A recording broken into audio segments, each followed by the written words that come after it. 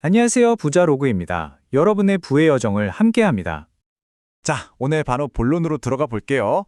요즘 뉴스만 켜면 환율 얘기 나오잖아요. 또 올랐네? 하고 그냥 넘기시진 않으셨나요? 오늘 이 질문, 환율 1,400원 시대, 당신의 자산은 안전한가요? 이거 우리 한번 진지하게 생각해 봐야 합니다. 이건 그냥 해외여행 갈 때 환전 얼마 해야 하나 이런 차원의 문제가 아니에요.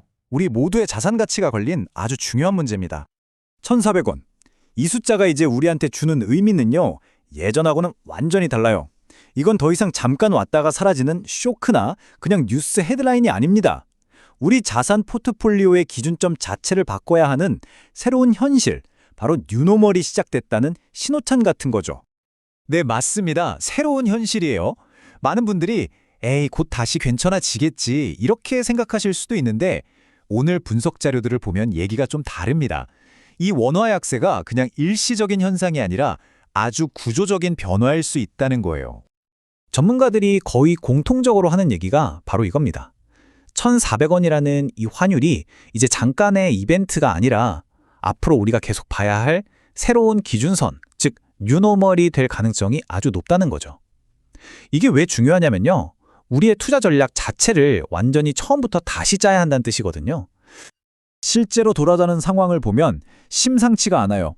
최근에 원달러 환율이 장중에 1,430원대를 넘었잖아요. 이거 5개월 만에 최고치예요. 얼마나 심각하면 외환당국이 1년 6개월 만에 처음으로 시장이 한쪽으로 쏠리는 것 같다. 이렇게 경고하면서 공식적으로 입을 열었겠어요. 정부가 직접 나섰다는 건 지금 이 상황을 정말 심각하게 보고 있다는 아주 확실한 증거죠. 그럼 여기서 당연히 이런 질문이 나오죠. 아니 도대체 왜 원화는 이렇게까지 약해진 걸까요? 그냥 미국 달러가 강해서?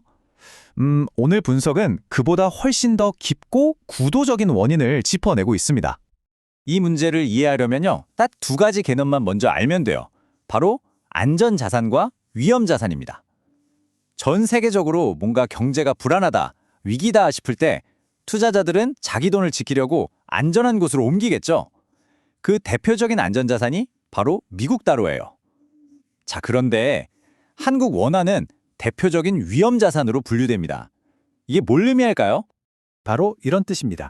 예를 들어서 미국이랑 중국이 막 싸우고 전 세계가 불안해지면 투자자들은 위험을 피하고 싶어 하겠죠.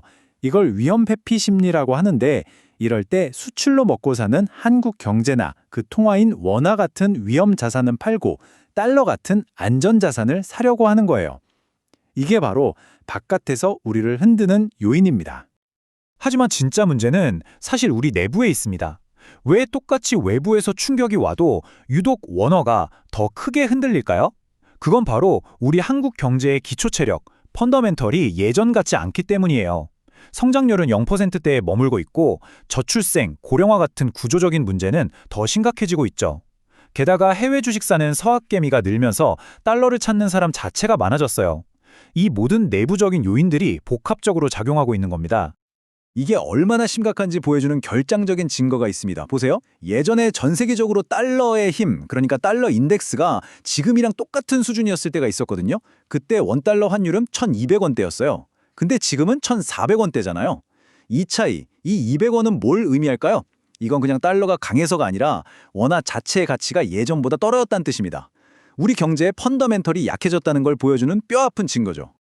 이 표를 보면 상황이 더 명확해져요. 이게 진짜 흥미로운데 최근 데이터를 보면 유로랑 파운드는 달러랑 비교해서 가치가 오히려 올랐어요. 근데 우리 원화는요, 무려 1.71%나 떨어졌습니다. 다른 주요 통화들이랑 비교해봤을 때 우리 원화가 얼마나 유독 약한지 한눈에 딱 보이죠? 이걸 그래프로 보면 그냥 바로 이해가 되실 겁니다. 다른 통화들은 그럭저럭 버티거나 심지어 오르는데 우리 원화만 홀로 뚝 떨어지고 있잖아요.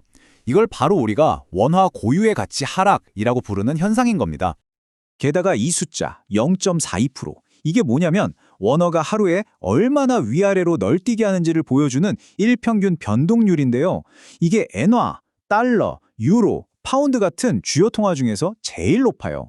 가치가 떨어지는 것도 서러운데 이렇게 변동성까지 크다는 건 우리 자산이 그만큼 예측 불가능한 위험에 더 많이 노출되어 있다는 뜻입니다.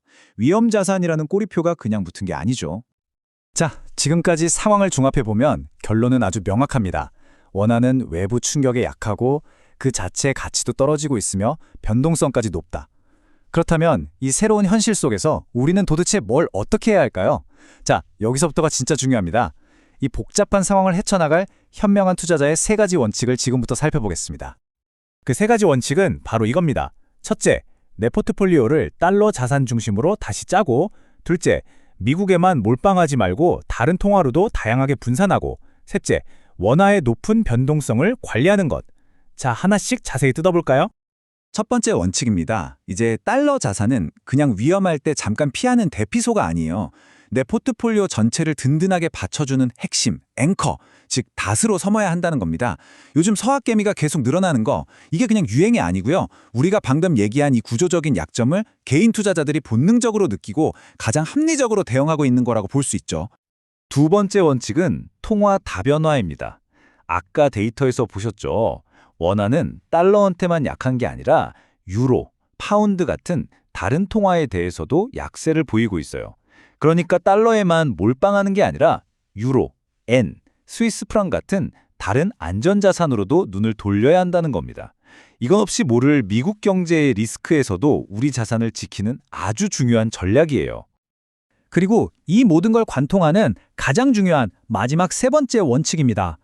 원화가 위험자산이라는 사실을 정확하게 인정하고 그 높은 변동성을 관리해야 한다는 겁니다. 지금 당장 여러분의 포트폴리오를 한번 열어보세요. 혹시 원화 자산 비중이 너무 높지는 않으신가요?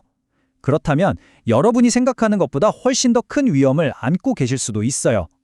지금이 바로 내 포트폴리오의 위험 수준을 냉정하게 다시 평가해봐야 할 때입니다.